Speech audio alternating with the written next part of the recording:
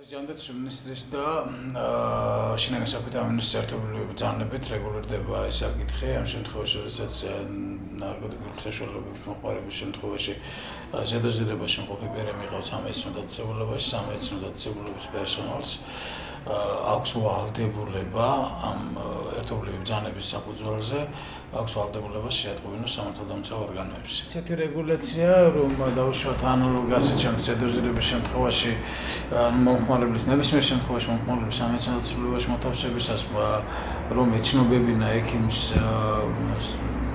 პოლიციისთვის ესეთი მავალდებულებელი ნორმა არ არსებობდა. სწორედ ეს ბრძანება არის ახლა, რომელიც არის ერთობლივი ბრძანება მინისტრების. გასული წლის მიწურულს დაახლოებით 2011 წლის ბოლოს იყო შეხვედრა შინაგან საქმეთა მინისტრთან არასამთავრობო ორგანიზაციების სამოქალაქო სექტორის ამ პრობლემით დაკავებული არასამთავრობო პრობლემაზე მომუშავე არასამთავრობო ორგანიზაციების მონაწილეობით შეხვედრა მინისტრთან, სადაც გაჟღერდა ესეთი რამე, რომ ბრძანება უნდა შემუშავებულიყო მინისტრის მიერ, რომ ზედაზირების შემთხვევაში იქნებოდა განსხვავებული მიდგომა და ზედაზირება შემყოფი პირის მიმართ არ ან სხვა სამართლებრივი რეჟიმი გავრცელდებოდა, მაგრამ ეს არის ზეპირი ინსტრუქცია, თუ არის ესეთი შეღავათები მომხმარებლების მიმართ გაწეული დღემდე ესეთი სტატისტიკა ბუნებრივია მე არ მაქვს, მაგრამ ეს არის ზეპირი ინსტრუქცია და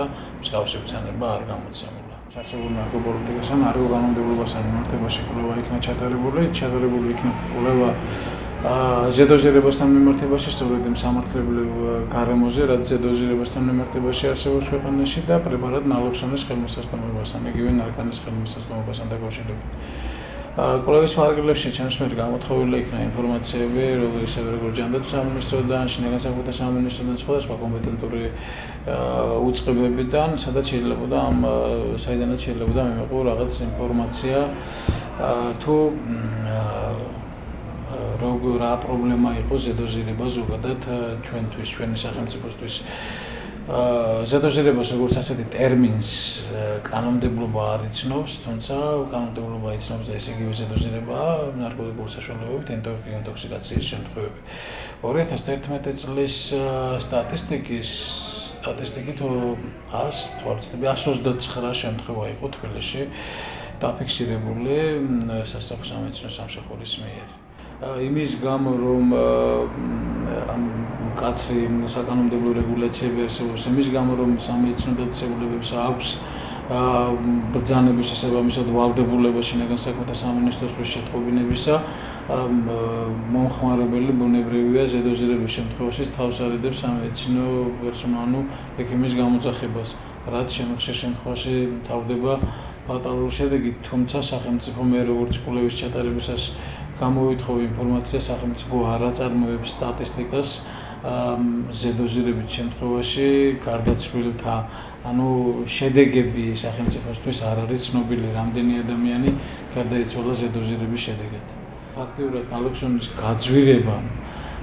გაძვირებით გახდა ხელმიუწვდომელი ეს მომხმარებლებისთვის. ნალოქსონი არის გაძვირებული, არ არის ყველა სააფთიაქო ქსელში. ამან გამომდინარე არის ნალოქსონი ხელმიუწვდომელი. რატომ მოიხმარს მომხმარებელი კურსტარულ ნარკოტიკს და რატომ არ მოიხმარს ძვირადღირებულ ნარკოტიკს? იმიტომ რომ მას საშუალება არ აქვს, შესაბამისად მას არც იმ გაძვირებული ნალოქსონის შეძენის შესაძლებლობა არ აქვს, რაც უკვე მის სიცოცხლეს ახდენებს საფრთხის ქვეშ. გარკვეულწილად რო ვთქვათ ჩვენ რომ ზედაზირების შემთხვევაში არსებობდეს სხვა მიდგომა ზოგადად, ეს შეიძლება ნიშნავდეს ნარკოტიკების მოხმარების პირველადი მოხმარება როგორც დღეს ჯარიმა არის ადმინისტრაციული ნარკოტიკების განმეორებით მოხმარების შემთხვევაში დეკრიმინალიზაციას ნიშნავდეს. ცეთ სამართლებრივად შესაძლებელია ჩვენ ამით მივიდეთ იქამდე რომ ზედაზირების მომხმარებელი დაუშვათ თუ მასზე გავრცელდება შეღავათები და მასზე სხვა განსაკუთრებული რეჟიმი გავრცელდება, ეს ფაქტიურად თორფას იქნება დეკრიმინალიზაციის ან კიდევ ნარკოტიკული საშუალების მოხმარების როგორც ადმინისტრაციული გადასტომის არარსებობას. აქედან გამომდინარე ვფიქრობ რომ გამოსავალი არის მხოლოდ და მხოლოდ ის რომ ბრძანება უნდა იქნას ამ ეტაპზე გაუქმებული ჟანდაც მინისტრის ბრძანება იმისთვის რომ დაცული იყოს პირის შემთხვევაში ის არის პაციენტი, რომელიც მიდის სახელმწიფო სამედიცინო დაწესებულებაში და მისი უფლება, ანუ მან მიიღოს ადეკვატური სამედიცინო უსაფრთხოება სამედიცინო დაწესებულებაში და არ იყოს მსხვერპლი პოლიციის, ანუ მისი კონფიდენციალობის პრინციპი უნდა იყოს დაცული.